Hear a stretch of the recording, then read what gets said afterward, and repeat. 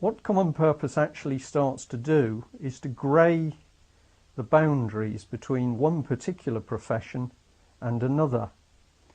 And if you take it a step further and you bring common purpose graduates in one place and they start to work at a level outside the boundaries and probity of their home organisation, then what you're actually doing is beginning to break down the whole structure of society. Imagine, for example, a policeman who is common purpose trained, sitting in a room with both the local council and members of companies who want money to further projects. And those meetings discuss subjects to do with the award of money, but the meetings are held under Chatham House rules. The Chatham House rule says that at any meeting you can divulge information, but you cannot say who said it, and you cannot admit the meeting at which it was said.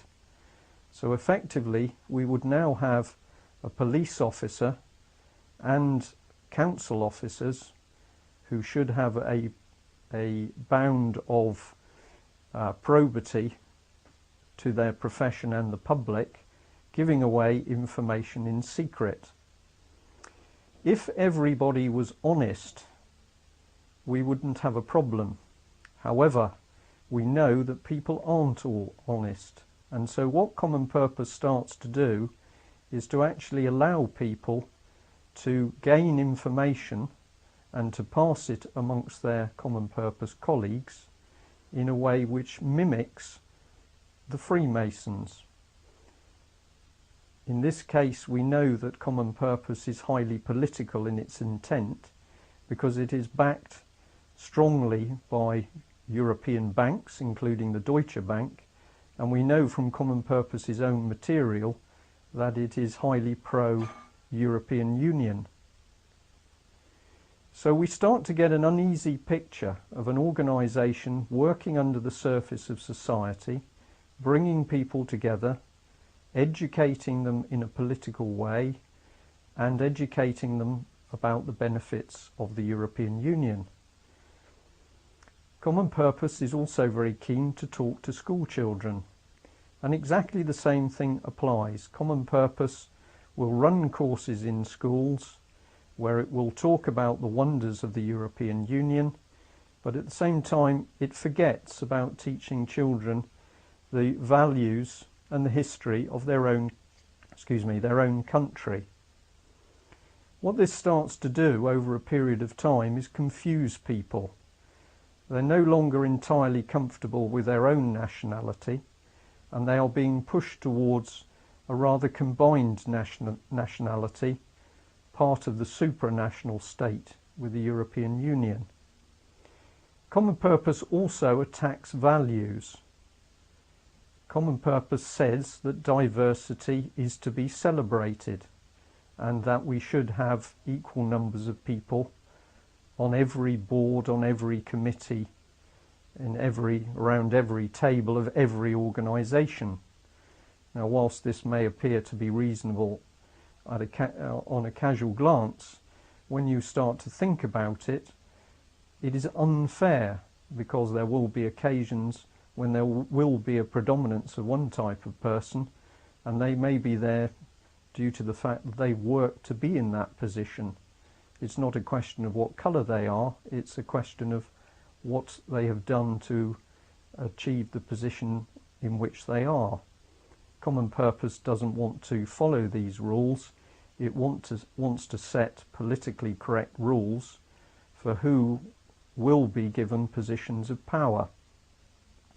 Common Purpose is also very keen on saying that it is creating future leaders. And these are leaders who are going to lead in every sector of society.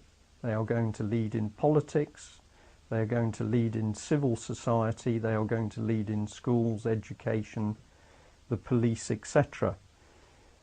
The thing about these leaders is that they're not elected democratically.